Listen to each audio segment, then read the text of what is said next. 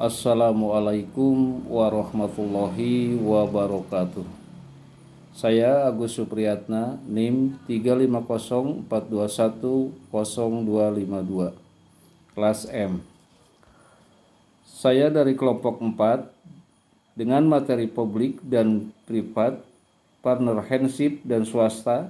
Untuk memenuhi tugas kelompok, saya mempresentasikan materi di atas. 1. Aparatur publik. Aparatur publik merupakan perangkat atau alat kelengkapan negara, terutama meliputi bidang kelengkapan, ketatalaksanaan kepegawaian yang mempunyai tanggung jawab melaksanakan roda pemerintahan sehari-hari. Aparatur adalah birokrat pegawai pemerintah. Seorang yang menjadi bagian birokrasi mempunyai tanggung jawab menjalankan pemerintahan sesuai tugas dan fungsi yang diatur. Makna dari aparatur profesionalisme. Aparatur yang profesionalisme pada prinsipnya mengandung dua makna, yaitu 1. Profesi yaitu aparatur dituntut untuk memiliki keterampilan dan keahlian yang dapat diandalkan sebagai penunjang kelancaran pelaksanaan tugas. 2. Pengabdian yaitu sikap yang ditindakkan aparatur dalam menjalankan tugas harus senantiasa mendahulukan kepentingan umum daripada kepentingan pribadi. 2. Pengertian profesionalisme. Profesionalisme adalah kemampuan, keahlian, atau keterampilan seorang dalam melakukan pekerjaan dengan kreatif, inovatif, dan responsif, serta memiliki kualitas dan mutu tinggi. Profesionalisme juga dapat diartikan sebagai suatu kemampuan melakukan pekerjaan menurut bidang dan tingkatan masing-masing. Terbentuknya aparatur profesionalisme memerlukan keahlian dan kemampuan dan keterampilan khusus yang harus dimiliki oleh aparatur agar kemampuan dan tugas yang dijalankan aparatur cocok, sehingga terbentuknya aparatur yang profesional. 3. Profesionalisme menurut para ahli. 1. Sudarmayanti, 2004-157. Profesionalisme adalah suatu sikap atau keadaan dalam melaksanakan pekerjaan dengan memerlukan keahlian melalui pendidikan dan pelatihan tertentu dan dilakukan sebagai suatu pekerjaan yang menjadi sumber penghasilan. Dengan keahlian dan keterampilan khusus yang dimiliki oleh aparatur memungkinkan terpenuhinya kecocokan antara kemampuan aparatur dengan kebutuhan tugas merupakan suatu terbentuknya aparatur yang profesional. 2. Siagaan, 2009, 163.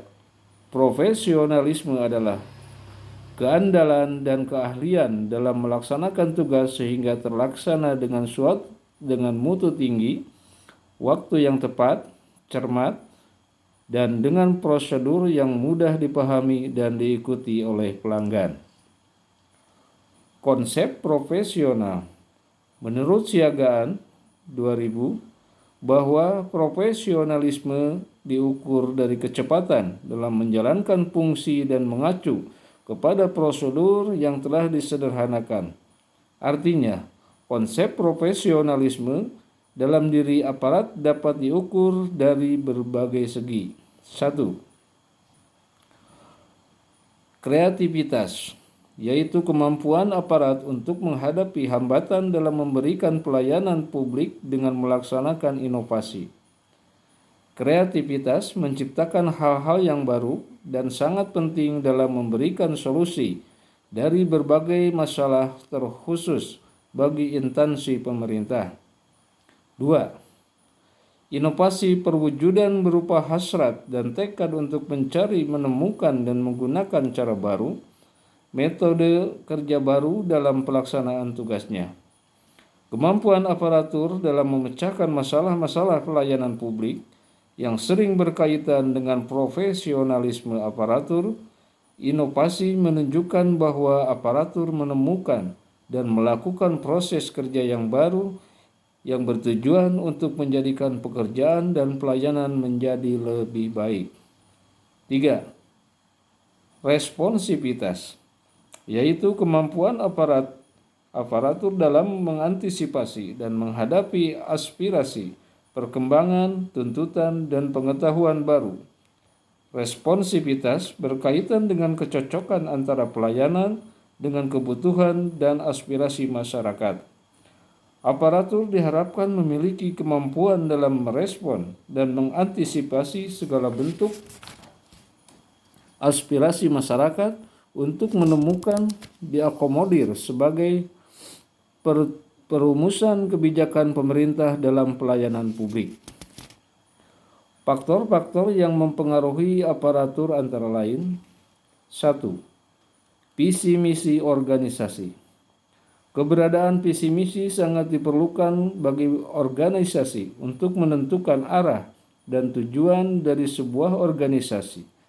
Visi misi yang baik tentunya merupakan hasil dari kebersamaan dalam organisasi dan juga menyesuaikan terhadap kemampuan individu serta finansial yang memiliki organisasi.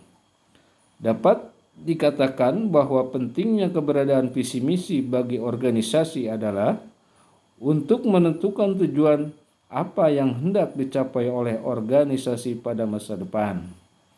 2. Struktur organisasi.